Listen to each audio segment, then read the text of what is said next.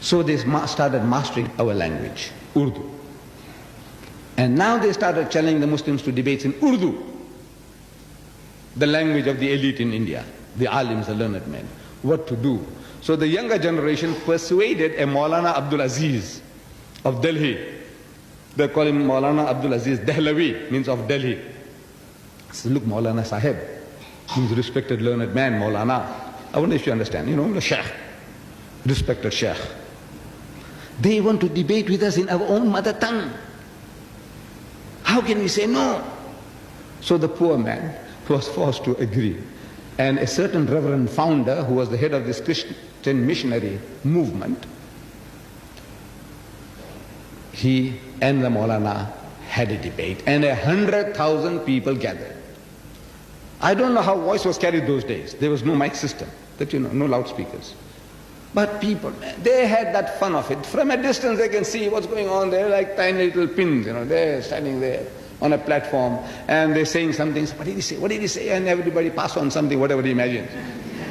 The Maulana gave one uppercut. This is how they got vicarious pleasures, you see.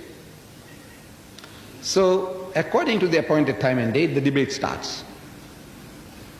Now, this I was reading in a book called Izharul Haq, and that book changed my life. That made me to come here today.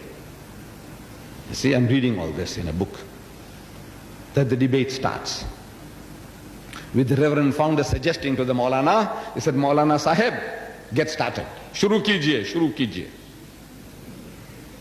So the Maulana says, you see, you Christians, you are our elder brother.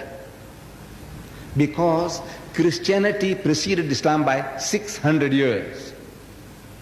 Christianity is 600 years older than Islam. As such, you are our elder brother. And according to our culture, our human behavior, our elder brother has the first preference. Number two, you are our guest. No doubt an unwelcome guest, but a guest at that. As such also, according to our culture, you have the first preference. So the Reverend was forced to start the debate, and he started with a question. He said, Maulana Sahib, respected Maulana, Sheikh, Imam, where is your Prophet Muhammad now, this minute, where is he? So the Maulana thought for a moment, and he said that he is in Jannatul Firdaus, heavenly bliss with Allah subhanahu wa ta'ala. Out of that answer came the second question. It was all prepared, worked out, planned, strategy. Said, all right, now tell us, Maulana Sahib, respected Maulana, where was your Prophet Muhammad when his grandson Hussein was martyred at Karbala, made shaheed at Karbala? Where was he then? So the Maulana again thought for a moment, and he said that he was still in Jannatul Firdaus, heavenly bliss with Allah subhanahu wa ta'ala. Out of that answer came the third question.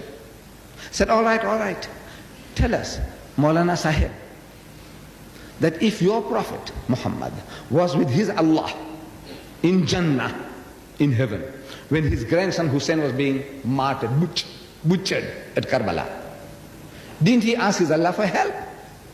Naturally. If somebody is taking unfair advantage over me, I'm an old man, now 70 years, I can ask my younger brother and say, look man, this fellow is taking advantage, man, please, come to the rescue. Won't I? It's natural.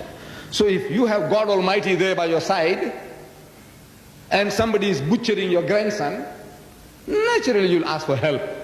So didn't he ask his Allah for help? And there was a long pause.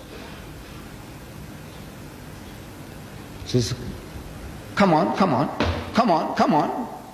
So the Maulana said, yes, he did. He did ask Allah for help. Then so what did he say? What did Allah say? Because we know he wasn't saved. What did he say? And there was an inordinate pause, overlong pause.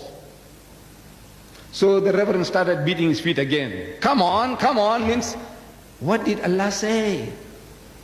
So the Maulana began slowly that Allah cried. You know, Allah cried. So what? Allah cried? So yes, Allah cried. He said, I couldn't save my own son Jesus. How can I save your grandson? And it was over. You see? You and I hope. You see, that's what the Christian says. That Jesus Christ on the cross, he cried, oh my Father, Allah, Allah, lama sabachthani. He says, oh my Father, oh my God, why hast thou forsaken me? God let him down, according to the Bible. So he said, if I can't save my own son from the Jews, the most despicable community, they killed my son and I couldn't do anything. How can I save your grandson? Utterly helpless. Debate was over. It was a matching of the wits. It had nothing to do with truth or falsehood. So this is just, it's a matching of your wits, cleverness. Who gets in first?